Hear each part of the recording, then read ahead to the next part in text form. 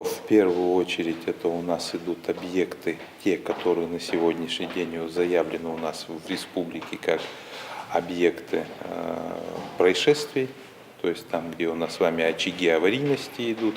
Очаги аварийности у нас определялись совместно с МВД.